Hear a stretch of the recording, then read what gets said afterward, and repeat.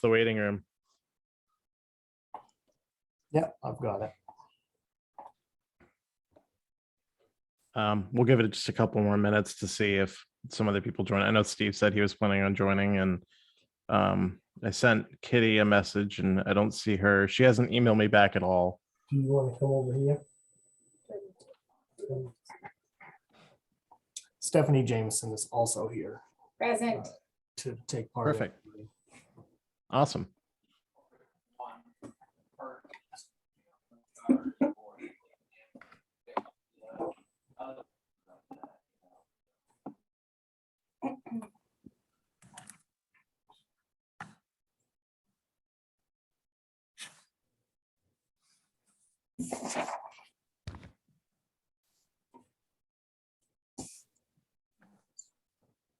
Okay, apparently Jane is also having a hard time getting in. I noticed that the link that was included in the forwarded email, the body of the forwarded email was different than the link that is in the agenda that was sent out. That is strange. So the link within the Word document was the correct one. Huh. I don't know why that happened. I joined from the agenda though. Me too. Yeah. Or can you send that agenda to Jane so she can share that link? Yeah. I can. I did forward her the correct link. Okay. Okay.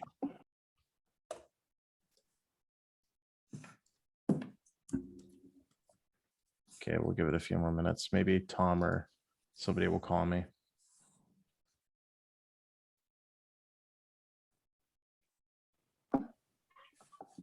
I'm enjoying your backdrop, your screen. Liquid ice. Yeah. Oh, yeah. It doesn't look like that right now, and unfortunately, there is no boats on South Twin Yeah. Lake right now. Yeah. I took that about 6 years ago. Love That's right outside the boom house, Yep. and I love it. Oh my god. Yeah. I can't wait. Hopefully, we get enough snow this year. As much as I hate to say it, we do need it. The lakes were really low last year. Yeah, we do. But I miss it. You know, my husband and I talk about that. Oh, remember when we looked out in the garden and it was so green, and now it's solid white, you know? Yeah. I love the seasons, but I plan on starting my garden this year. But yeah, it's kind of hard to get to it right now with 4 feet of snow currently sitting on top of it. Right. Yeah, good planning time. Oh, yeah, it's great planting. I'm sure snow makes a wonderful fertilizer. Well, that's what they say, poor man's fertilizer. Yes.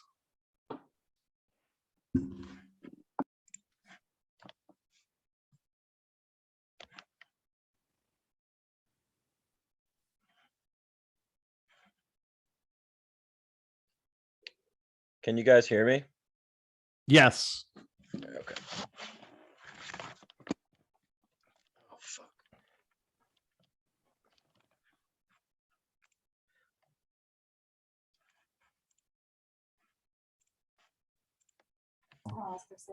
Hey, I'm going to send the link to Tom Malcolm. He was having a hard time as well. Okay.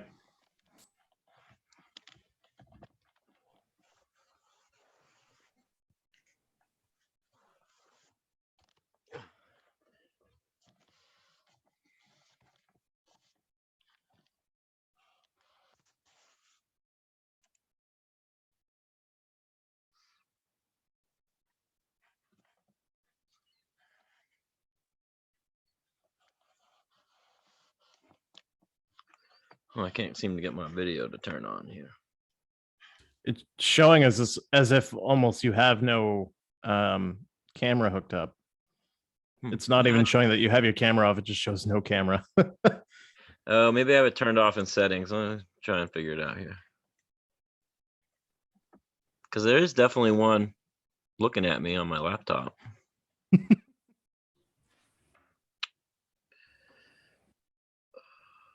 Okay, we'll give it a few more minutes. I just got a text that somebody else was trying to get in. It was- Glad I wasn't the only one. I'm not sure what happened. I didn't do anything different. I copied the link, like it creates the link for you. I copied that, posted it, and I'm not sure what happened.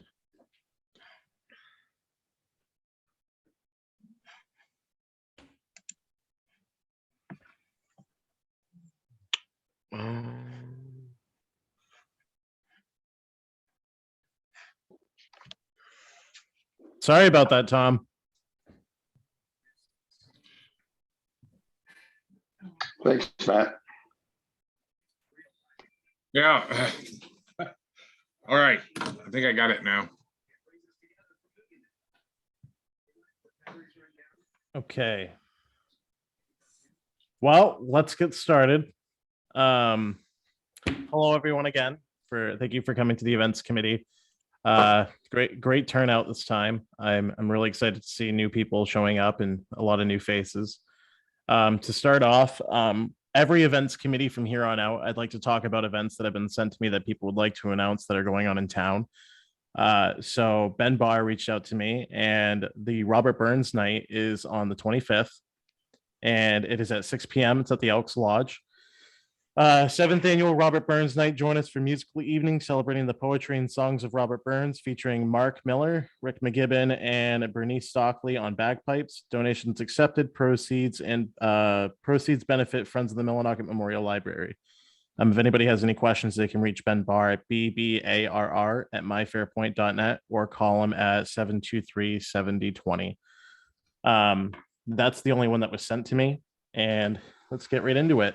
So, old business. We talked last time about an event sign, which would be, we talked about locations and where we would place it.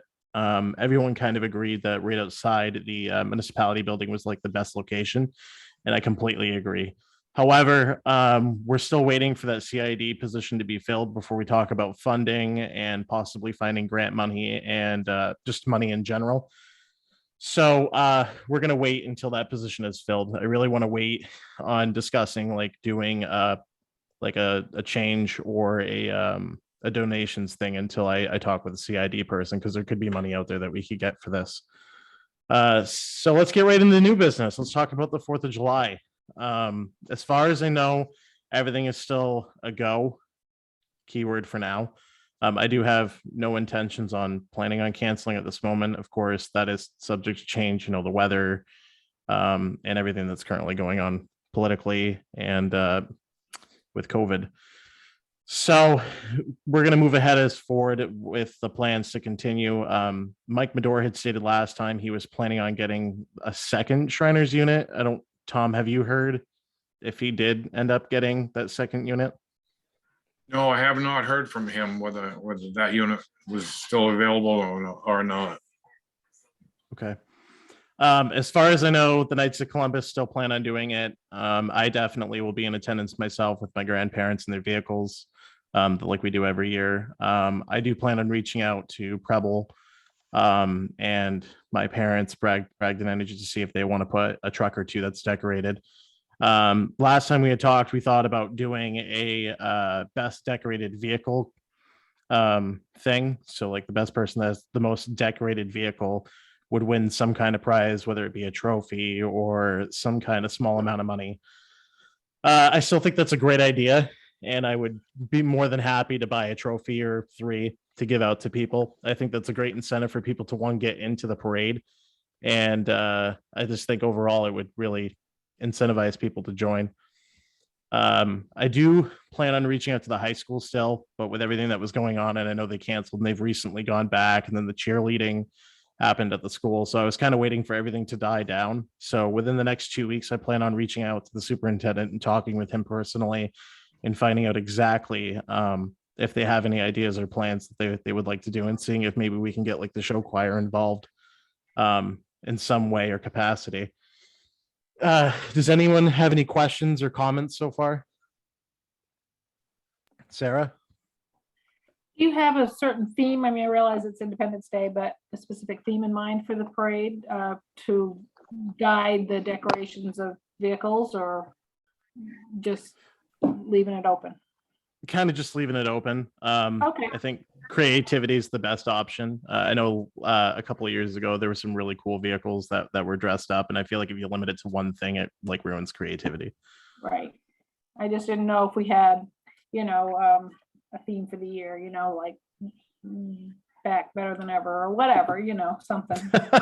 That's a good idea. I'd like to talk about it further because maybe that is something we can do. Like I said, I'm just one voice, but I'd love to hear what other people think about that. Ellie?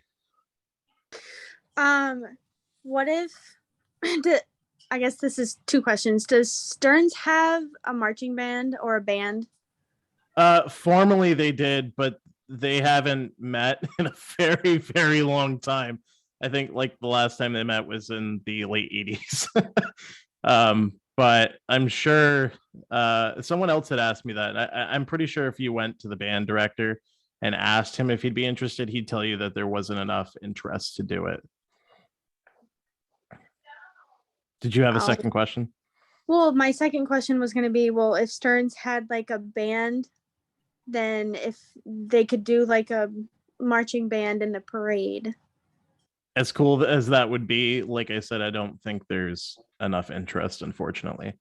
Mr. Jameson. There's a concern in years past about it being a school activity during the summer. Really? Yeah, that's what I was told. One time when we asked about it a number of years ago, they said school is not in session in the summer, so it's a school band, and so it's not sponsored during the summer. Don't know. Interesting. Mr. Jameson? I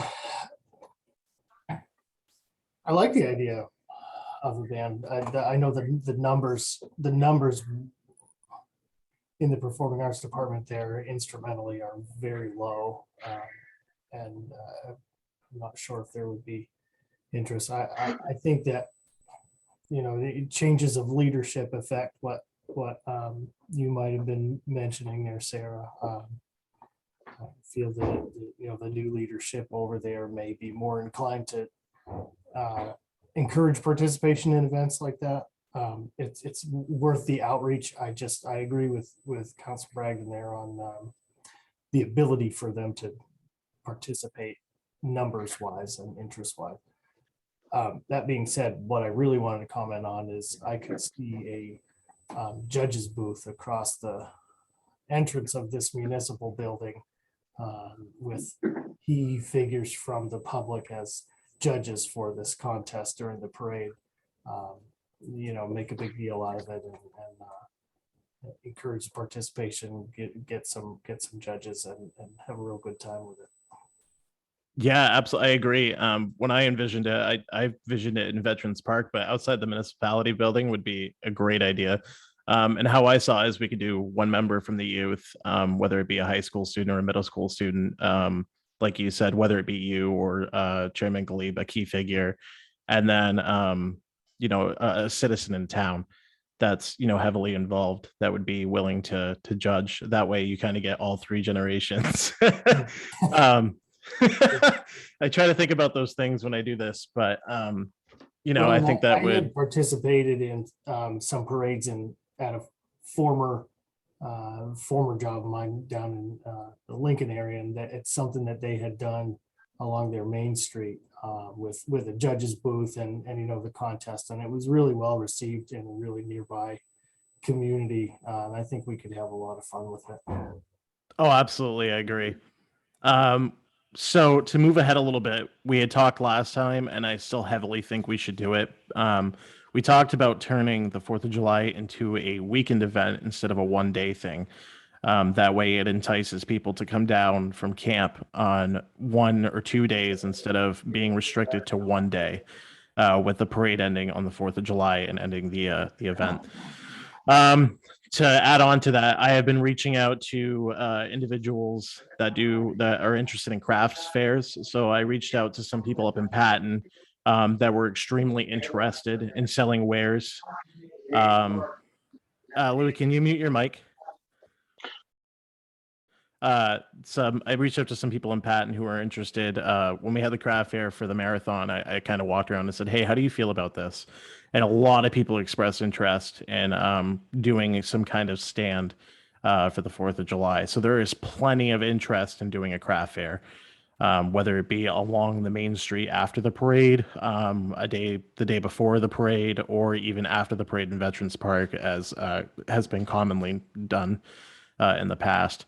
So how does everyone feel about still doing like a 3-day thing instead of just a one parade and done deal? I'm in Think it's a favor of great stretching idea. it out. What was that, Louis? I'm in favor of stretching it out. Longer the better. Yeah, we had talked about doing a bonfire in Veterans Park like we had done previously, maybe some music. I did talk to Frank Manzo. He did say that he has a lot of people lined up for the 4th of July, and if we wanted first pick, he would give it to us, but he's looking at about $1,000 per day. My hat on. The hat, like a hat to put on. Sandra, can you mute your mic? Oh, thank you. He had said about $1,000 per day or $3,000 for the entire weekend, which is pretty expensive, but Frank is obviously worth it. That's a lot of money, and I don't know what we have for a budget. Well, sorry, Councilman Bragdon, it's seemingly a lot of money, but it's very low in the industry. Yeah. Oh yeah. And he's worth it. So there is a couple of options. There is the option to, of course, try to get Frank to do the 4th of July, whether it be 1 day or 3 days. And then on top of that, we could use Spotify and a pre-made events list playlist. I've already made one. I made it for the Snowdown event last year. We could use that with some speakers that they have bought and set it up at the bandstand. It wouldn't be nearly as nice as hiring Frank, but it is an option. Some other ideas that were mentioned is East Millinocket and Millinocket doing some kind of baseball game at the high school. There were talks about food stands. There were talks about street dances, possibly doing a street dance along the main street one night, maybe the same night as bonfire. So there are tons of ideas floating out there that I would like to add to this if anybody has any ideas. Ellie, I saw that you had your hand up. Yeah, I was going to mention a street dance because I had heard that a few years ago, way before COVID, that there were street dances during the 4th of July and stuff. And that was something that I wanted to bring up, but you had just mentioned it. So I unraised my hand. Yeah, absolutely. I attended the street dance when I was a lot younger, and it was an awesome event. You know, they had music up and down the main street. There was more than one person on the main street though that was playing music when the year that I had won. So that's obviously another discussion to have, is who would play music, where would it be, questions like that. Any other comments or questions or ideas? Ms. Stevens? I know that the 4th of July is on a Monday this year. So you're thinking Saturday, Sunday, Monday? Yes. Okay. And then also, I didn't graduate from Stearns, but I know that there's usually a lot of class reunions around the 4th of July. That might be something too, that you could figure out what classes are having their reunion and maybe contact them. That would be a really good idea. I'm just trying to think of how we would organize that. Mr. Jameson? Well, the Alumni Association would be the best place to start. And they did have plans last year to get behind either 4th of July or Trails End Festival weekend in a big way. And neither of those weekends really went on the way they had historically. But I think that there would still be interest. I believe that Mike Crowley is still the president of that organization,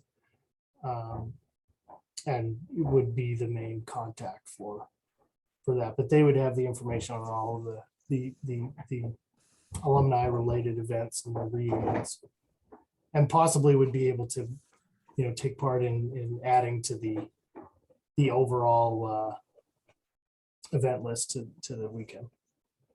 Absolutely. I know they were planning on doing something last year for the 4th of July. And like you said, that they obviously canceled. And then there was supposed to be a thing for the Trails End Festival, which also got canceled. So definitely a good idea. And Michael Crowley is an easy contact for me to reach out to. I have him on speed dial, so I will be able to reach out to him pretty easily. So I will do that and see if they have any plans moving forward and if they would like to join us. Any other ideas or comments? Kitty St. John sits on this committee, and she is the contact for the alumni. She is. I don't Okay. know if she got invited. I don't know if she got an invitation to this or not.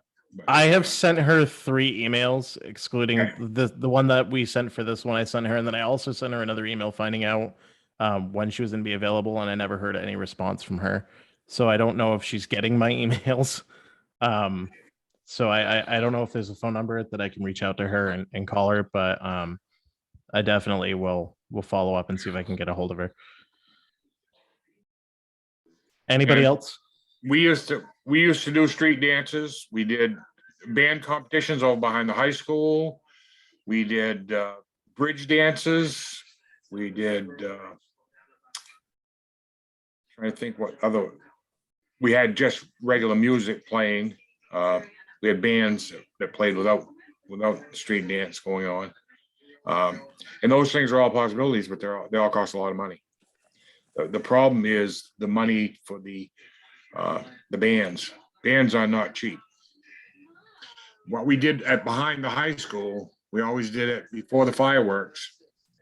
We would have band competitions, and it would be local teenage bands, and we'd get some prizes like $100 or and they would do it for that. So I don't know if those. That's the good thing about if you hire Frank Manzo, he will also have a list of bands that you can get and prices and availability of people around the area. Right. And like I said, we don't have to have Frank all 3 days. I mean, if we could get him for like maybe Monday or Sunday, I think Sunday would be perfect before the parade. Do a bonfire, maybe shut down part of the street on up by Veterans Park.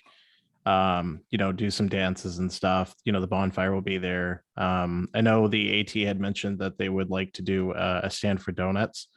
I'm hoping they still would like to, because that obviously would be an addition that would obviously entice people to come.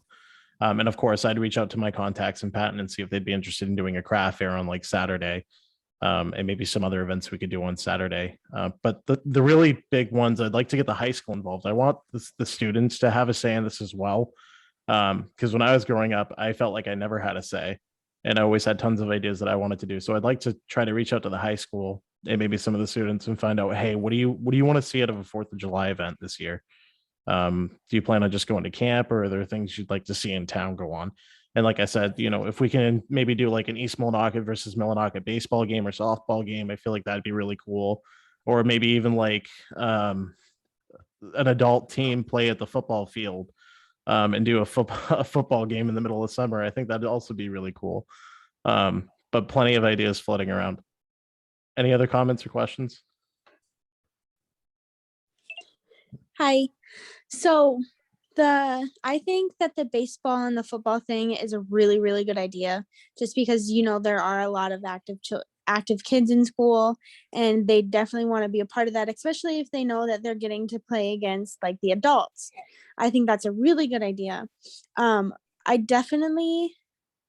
don't have personally any ideas. Like, it would be something that I'd have to really think on, but I would love to see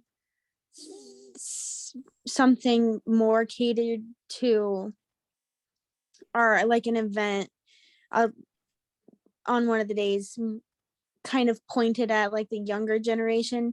That way they have something to get involved in, like say like the football game or a baseball game, or something that they can get on, because I feel like kids nowadays, they don't want anything to do with that kind of stuff. They're on social media. They want to post on social media. They're on TikTok making TikToks.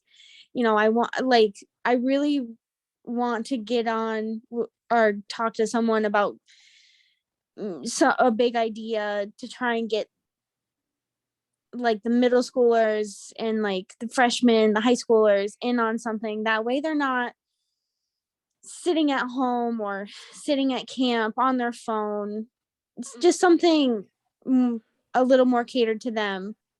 To on a follow day. up, I definitely agree with you. And two follow-up points.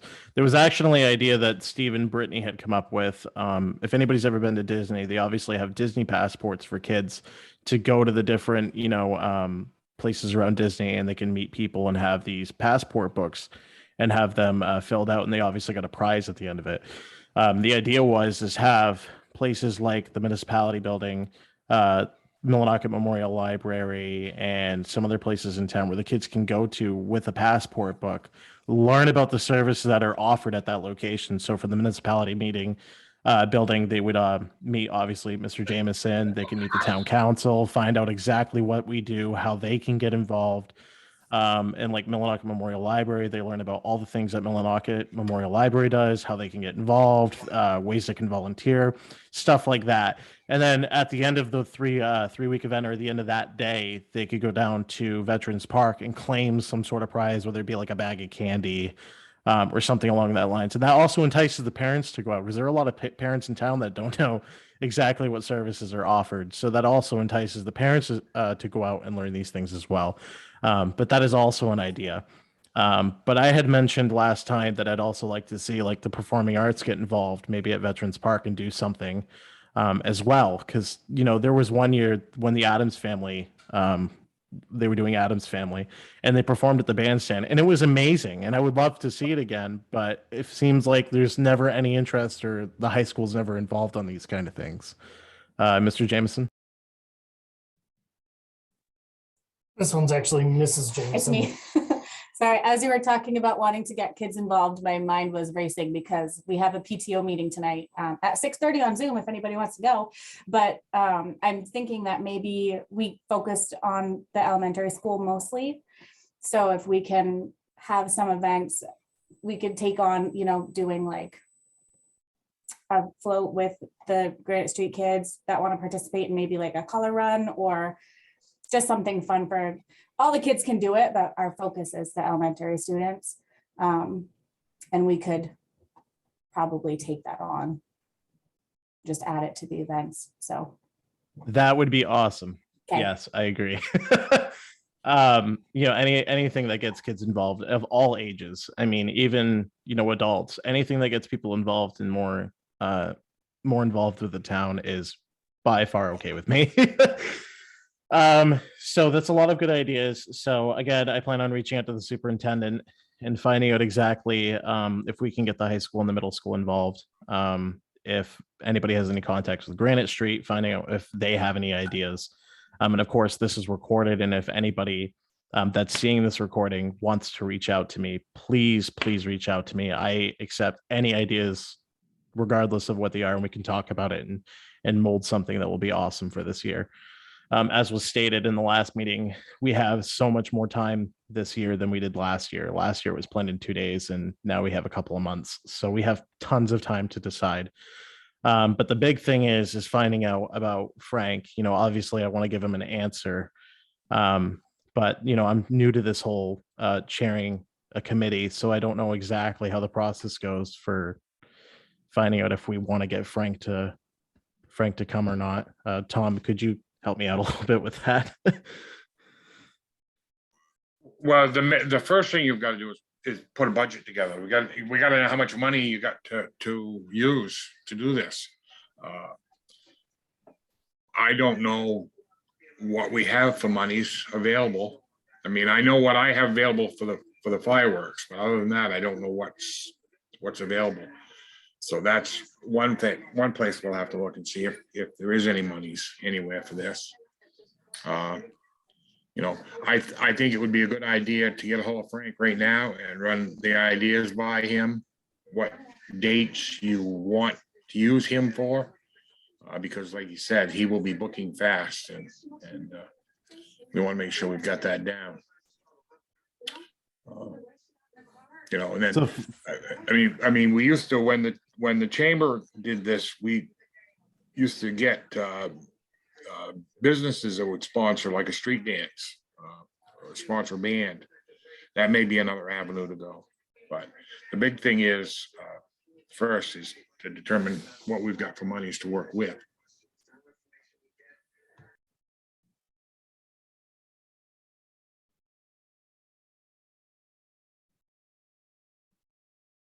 Sorry, I'm writing all this down.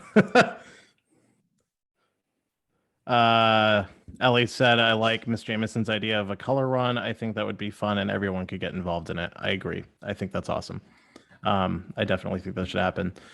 So Peter, I'd like to meet with you at the beginning of the week so we could talk about that kind of stuff, find out exactly how much money we have, and maybe bounce some ideas and find out what we can do.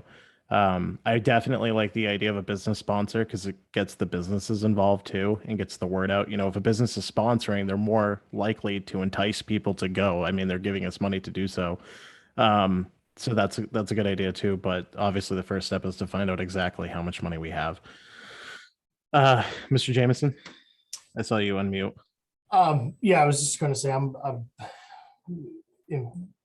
looking at my schedule, my calendar. I'm pretty wide open the first few days. So if you just give me a time and we can arrange for that. I can pull some numbers together ahead of time and. Perfect. Let's shoot for Monday morning. But yeah, we'll find out what the budget is exactly. And when we have our meeting at the beginning of the month, next month, we'll talk further about this and really get a list going with what monies we have. Like I said, I'd love to see a CID position filled so we can talk about this more because obviously we're going to have another voice there that obviously has way more information about funding and grants and ways of fundraising. So that will obviously help a lot too. Moving ahead from the 4th of July, unless anybody else has any comments. Okay. So 2022 plans and ideas, summer and spring ideas. There are a couple of things that I would like to bring up. The first one being is we want to entice people as a council to start coming to the council meetings more often. And a lot of the things that I'm hearing is people don't feel welcome. It's not a very welcoming atmosphere.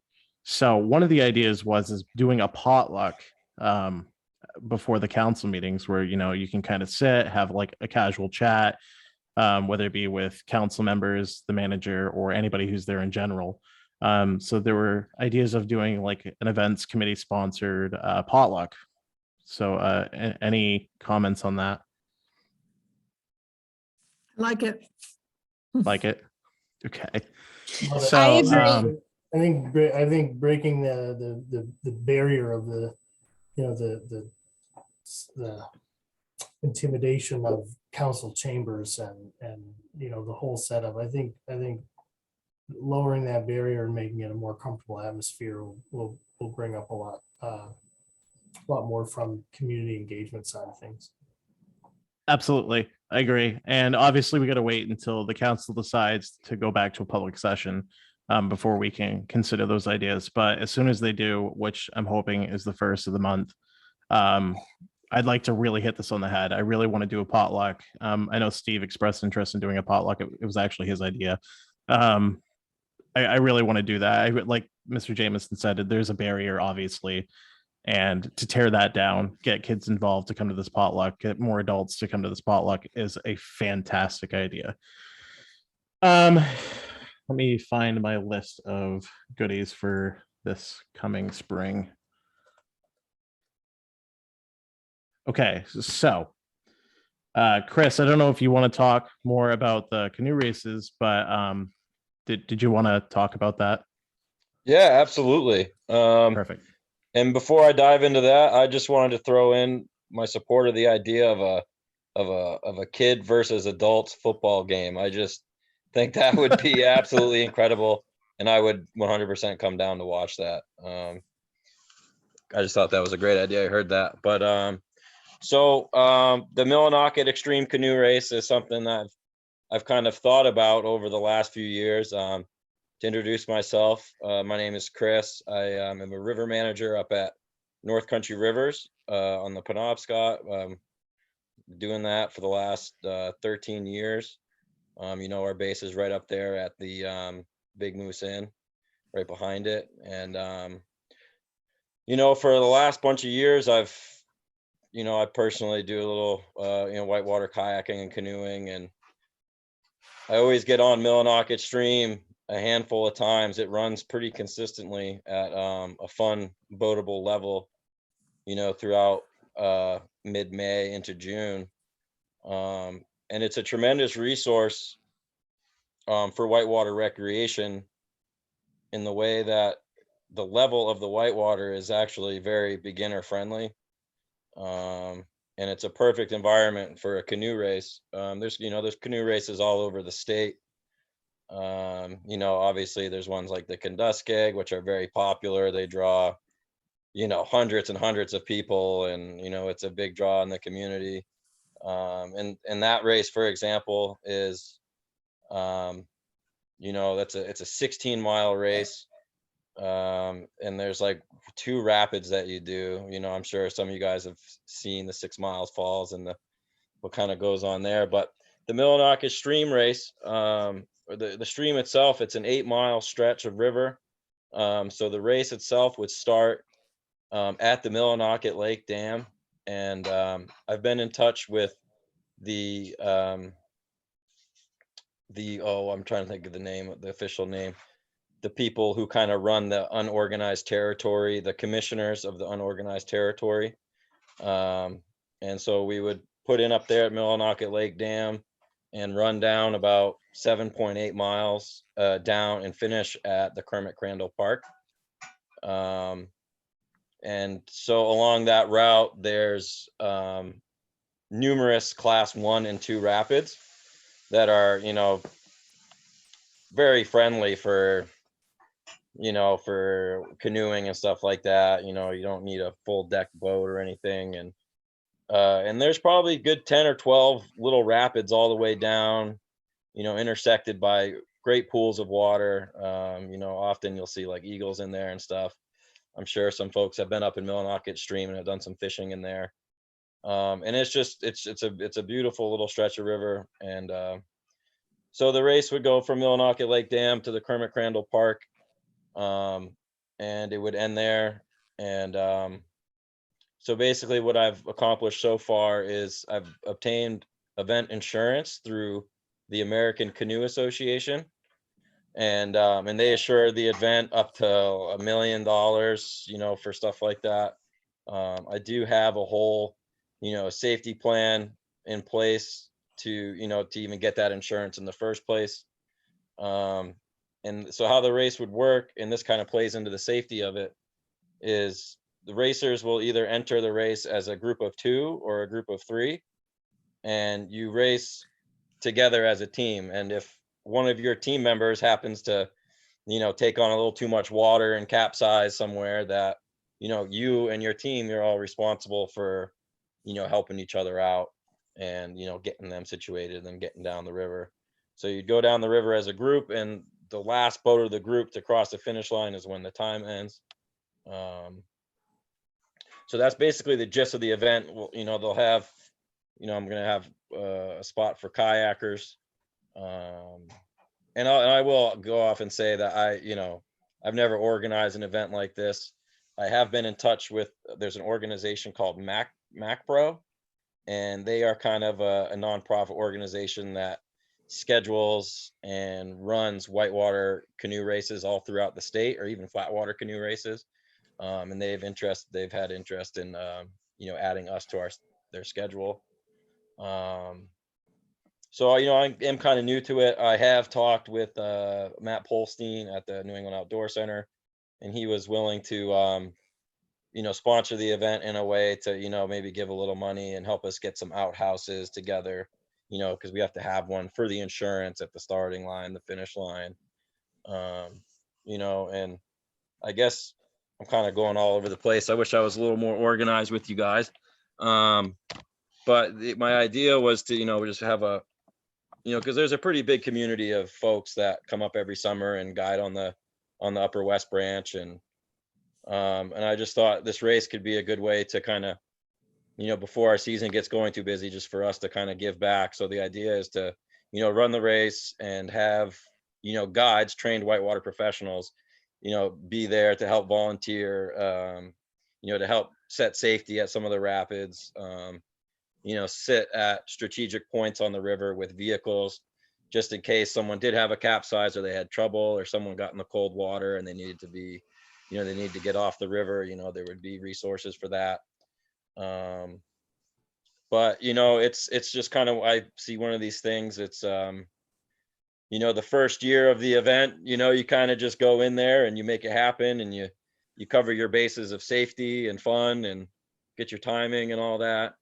And then, I think it's an event that could really grow throughout the years.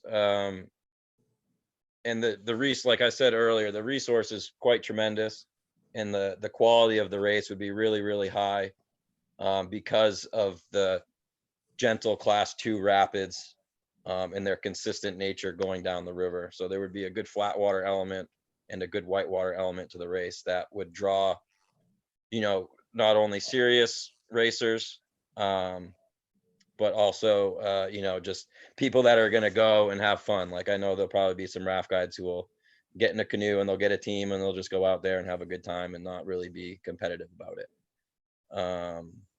Do you have a date in mind? So the date is, and I got this date, I talked with Miranda Kissel at Brookfield, and she said the most likely date to have water coming out of the dam, 400 CFS or above, would be June 4th.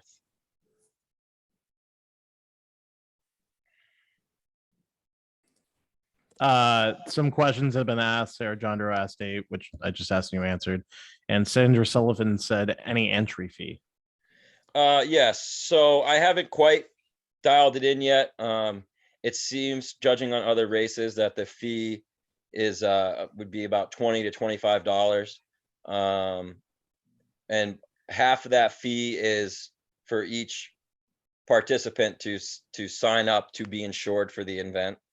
So, you pay the $10, and then you're insured to participate in that event. So I would think it would be around 20, 25.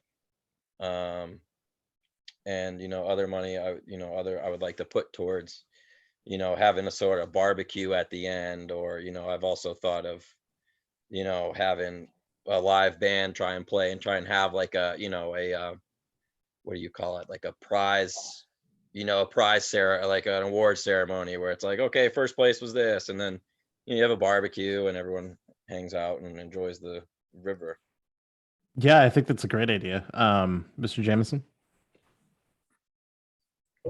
I was actually just going to expand on the last couple of points that Chris brought up. That's where I was headed with that, was it opens a great opportunity to have a little celebration, an event in Crandall Park down there with some food and some entertainment, and definitely an award ceremony. I think would be a lot of fun. I'm happy to jump in and help in any way I can, Chris. I've been really excited talking to you about this and the potential of bringing a canoe race in through Millinocket. I think it'll be really great. Yeah, absolutely. Yeah, it'd be oh, go ahead. Councilor Pelletier. Yeah, I was just curious. I've done part of that Millinocket stream run in the canoe, even after I was in the wheelchair. And given the different time of year, sometimes that you end up dragging bottom in some places. I'm wondering if there was some collaboration with Brookfield, maybe to open up the Millinocket Dam during this event to get the flow up a little bit. Or, Yes. Depends what time of year you're doing it.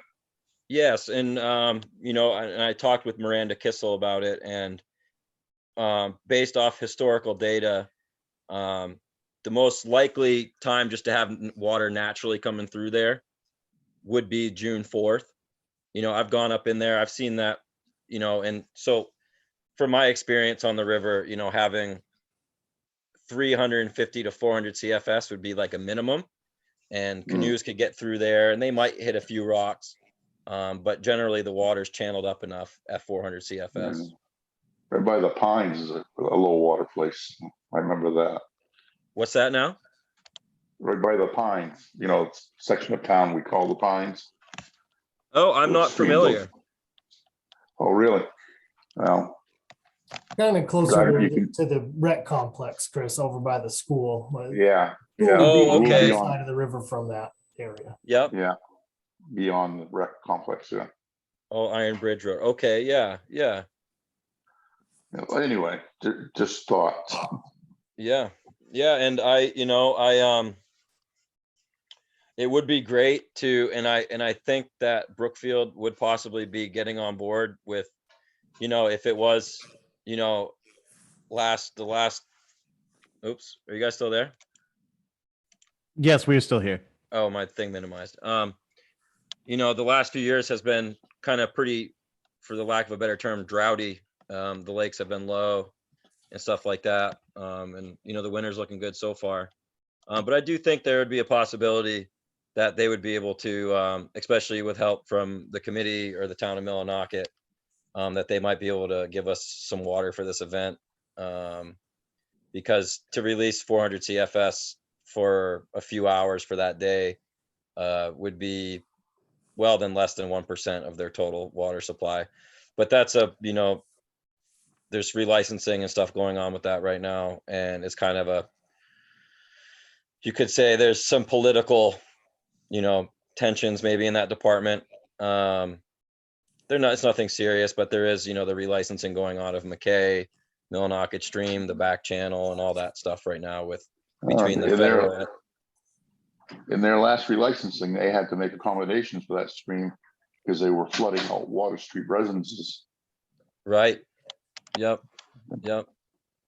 So, Chris, just so we kind of get an idea for everybody, what exactly or how would you like the events committee to help out? Like, what are you looking for us to? The events committee, I come to this meeting just trying to, seek official approval from the town, and to, just kind of authorize us to have, maybe some live music and a barbecue with a bunch of people at Kermit Crandall Park at the end. And I think that's the biggest part of the event that affects the town of Millinocket. Of course, we can't speak on behalf of the council here. And that's obviously a council decision. But I mean, I think it's, oh, Tom. Yeah, no, what you have to do, Chris, is you have to put in a permit to use the park. Once you put in a permit to use the park, if it's available, which right now I know it is, but once you set a date, then you just need to come down and get a permit and put in a permit to use Kermit Crandall Park. And it's pretty simple what you're going to do, what you expect to draw for a crowd, just so we'll have an idea on safety side, what we have to provide as far as the town of Millinocket goes.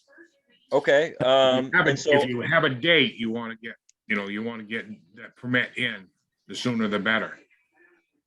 Okay, absolutely. And now do I get that permit by physically going to the town office to get something to fill out? Chris, you can get that permit by checking your email. I sent it to you a few weeks ago. Okay. Yeah, we talked about this. Okay. If you'd like, I can send you another link to it. No, I'll go back and look. I thought it was just all Zoom stuff. It might have been as an attachment or a PDF. Okay, yeah, Pete, I can't will, find it, I'm I'll go happy to back send it and check that, and I'll get that submitted to you guys right away. However, that being said, I would love to help out in any way, shape, or form, whether it be advertising, whether it be, barbecue. I'm sure there'd be tons of people that'd be willing to help out. I'm sure there's obviously been expressed interest here at this committee meeting to help out as well. So if we can help out in any way, shape, or form, please keep coming to the meetings, telling us, because we can help set up with a barbecue. I'm sure there are volunteers here, including myself, that would love to go and attend. I won't be racing, but I'd love to help out. Yeah, absolutely. And two like really important positions that you guys, some people could help out if they like, is timers for the event. Basically you keep a running time and you start somebody say at 25 minutes, and then it's kind of hard to explain, but you basically need two timers, one at the beginning, one at the end, and they kind of hold a stopwatch and they kind of regulate the people. And I did see a comment from Sandra Sullivan about it, about advertising. And basically, the only advertising I've done so far is I've created a Facebook page, you know, in an event, but I haven't done too much with it yet because I would just like to, you know, get all this official permitting and stuff out of the way, you know, before I go off and officially, you know, start saying, okay, like this is 100% happy. You know, I have the insurance. It's just kind of doing these steps with the folks on the unorganized territory, and then the committee through Millinocket. So one other question that was asked is, would people other than participants be able to attend the BBQ and a band paying a fee? Yeah, absolutely. Anybody would be more than welcome to attend. There is several places along the stream where people could, you know, go to like watch the boaters come down. You know, there's a section of rapids. It's referred to as the Turtle Pit Rapids. It's just down there on the Stacyville Road. And, you know, if people are adventurous, they can go in there and watch people go down the whitewater, or they could simply go to one of those bridges that's kind of more in town, you know, and watch the boats go through. To expand, Sarah Jondro asked, to consider the age-friendly aspect, could you give a prize for various age groups? Is there an age limit? So, you know, I haven't really explored that part yet. You know, I would think that anybody who was underage, and I do have a connection with Greg Friel, who he works over in East Millinocket, and he does a lot of outdoor activities with youth, and they do some canoeing on the on Millinocket stream. I don't know if they do the whitewater portion, but he expressed a lot of interest in helping out and, you know, using students to help with the event in different ways. But I think that's something I'll write this down, is something I would need to talk to the American Canoe Association about. Because I just, you know, to be honest, I just don't know. Like if you know, if there's a team, like I would have loved to have done something like this myself in high school. You know, you get your buddies and you get in the canoe and you just, you know, you kind of go for it. So I don't know if there is any age limits. And I did see a comment about prizes. And so what I was going to do for prizes, I was going to try and reach out to different, you know, what's the term? You know, retailers, people that, you know, sell, you know, whitewater life jackets and rescue gear. And I have heard that Old Town Canoe is, you know, very supportive of these kind of things, and they might be able to have like some sort of discounted voucher they could give towards a purchase of a new canoe or something. And I haven't reached out to any of these entities yet, but I am positive we could probably, you know, muster up some prizes and stuff like that through donations. Absolutely. And she also said reaching out to like a news story. But to jump in on that, once your permitting and everything is done, let's talk further about like advertising and stuff. I'd love to help you build flyers, you know, expand on this, you know, get the word out. So I'd like to move forward with that. And I want to leave a little bit of time to reach the other couple of topics. So Councilor Pelletier. Yeah, on that note of advertising, good segue there. The council, I know we don't want to advertise any businesses on our social media sites, the web page and the Facebook page, but this being an event that we possibly could back advertising on those two sites for them. I agree. And once flyers are built, obviously I'll bring one to the council meeting, and maybe Chris can come to and talk further on it. And I'll mention this at our next council meeting and what we discussed and how things move forward. But once Chris has all his permitting in place and it's been confirmed, and we have a date set in stone, I want to hit this on the head, because June doesn't seem like that far away, but it will come around the corner in a heartbeat. So yeah, I absolutely. agree. So and I have oh, I was just gonna say I have reached out to like a digital artist to try and come up with a design that could be on some sort of flyer, and I could absolutely use once I have the design, I could use help to try and get that printed off and stuff like that. Not to toot my own horn, I'm pretty good at Photoshop, but Awesome. welcome. That's great. Well, I appreciate you guys having me here and listening to my story and my kind of dream to have this event happen. And I look forward to working with you guys on this. Absolutely, Tom Malcolm. Chris, before you, if you have not spoken to Brookfield, you should at least run it by them and give them a date. They could probably tell you what the water supply will be if you had, if you're talking somewhere around June 4th, just so they know what's going on. Yeah, and so, I reached out to Miranda. I originally asked for if she would be willing to release data to me so I could look at the data and determine a date. And Brookfield wasn't comfortable doing that. So she said she would go through it. And she gave me the June 4th date as the highest likelihood of having the water to be able to do the race. Okay, perfect. My camera's cutting in and out, so if it does crap out, I apologize. I will still be here. So next on the agenda is volunteers. So the council has expressed, an issue with volunteers for all the committees, not just this one. Obviously, there is a hardship of finding people who want to volunteer. So I thought we as a committee could take it on and try to reach out to the high school for students that are looking for community service hours, and maybe even just adults in general, like the Knights of Columbus and maybe the Red Knights, that would be interested in volunteering and developing a list for the town of volunteers that are willing to volunteer with phone numbers, emails, et cetera, et cetera. That way in the future, if a committee, including this one, wants to set out for some kind of event, they have a list of volunteers they can reach out to. And if we do high school students, obviously we can adjust it yearly. We can, make some kind of email and send it to the high school, and maybe they can print it out and hand it out to their students, or just send a mass email to all the students where they fill out like a Google form that says that they would be interested in volunteering in future events and offer community service hours as a return. So I thought that was a good idea, and it would make it so all the committees would have access to this list and to a volunteer list. Any comments?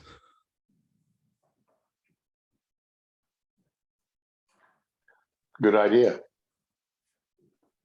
So I can develop that. I'll make a very rough draft and I'll submit it for everyone to review. That's on the events committee, and we'll talk about it next time.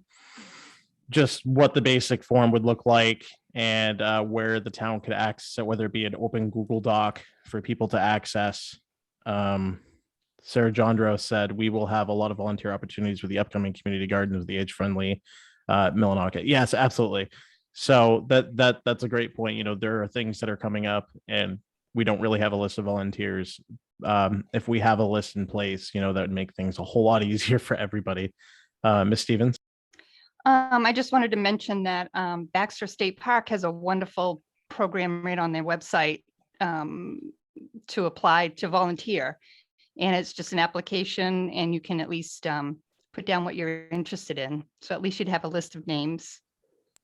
Yeah, absolutely. And I actually thought about that and thought about talking to Design Lab about doing something similar with our website, where there be a volunteer section, a tab, where if somebody wants to volunteer, they put their name, their phone number, and their email, and future events, there's a mass email sent out saying, hey, there's this event coming up. Would you like to volunteer? So I wanted to bring it here first before I reached out to anybody to see how you guys felt. But Barbara? Yeah, I volunteered for a theater group down in St. Petersburg, Florida, and they had a page where you could see what other hours had been filled in.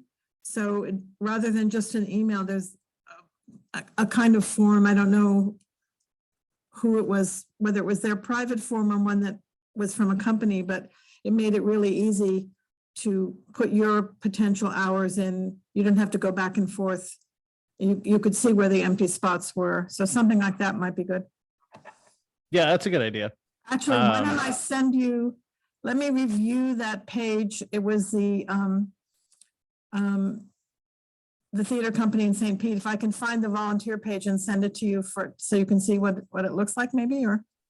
Yeah, absolutely. I mean, any form of anything will help me build some kind of format. Yeah, I was to just thinking of a automate it, basic yeah. list, but if there's some way we can develop this for the website where we have an event, we can say, hey, time slots, 1 o'clock Right. p.m. to 5 o'clock p.m. need 7 volunteers. I'd love to do that as well. I'd like to do both. I would like to have just a basic list Right. of people who are willing to volunteer, but that as well is an amazing idea, especially for like the 4th of July. If we need people to help volunteer, it's a good idea. Okay. One other comment that was made is gather the volunteers' interests. So yeah, maybe that could be a section on it too of the application. Like, what are your interests? What would you be willing to do? So good idea. So I'll make a draft thing for people to fill out, see how you guys feel about it. I'll reach out to Design Lab and see if that's a possibility about putting constant contact can be great for these types of things. Yes. Yep. And the hard part is we have volunteers that do obviously volunteer for events and everything, but there is no contact that's kept up with them. So maybe having a list that's an automated like mass email, like I was stating, where they know these things are going on will be an easier way to keep contact with them. So they know what's going on. But I'll reach out to Design Lab, see how hard it would be to get said idea on the website and see if we can do that. And if there's any cost to it, I'll talk with Peter about that on Monday. Let me just write that down real quick.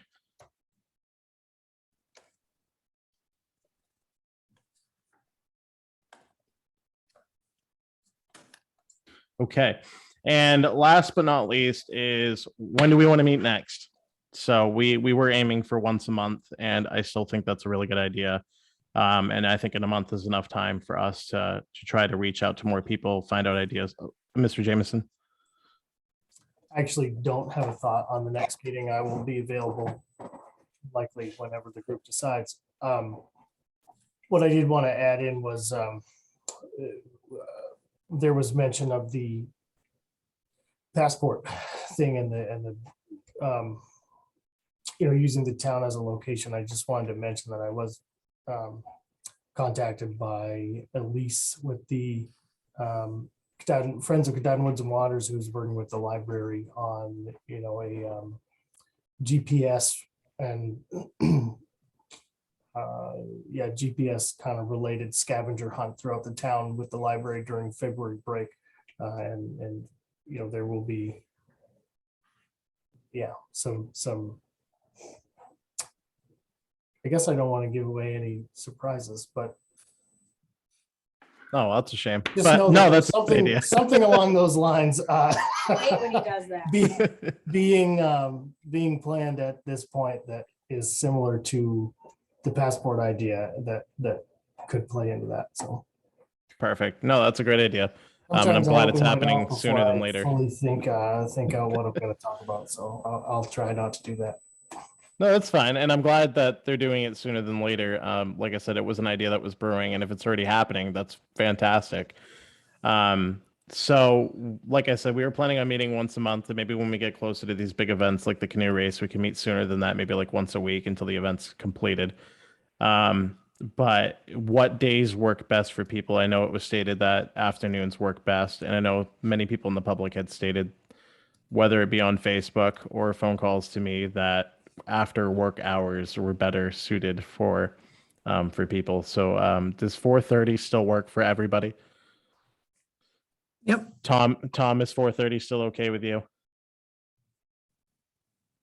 Okay, perfect. So let's shoot for how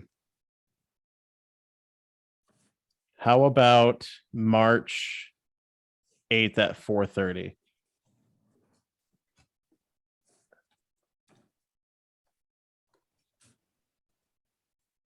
Okay, I don't hear anybody saying no.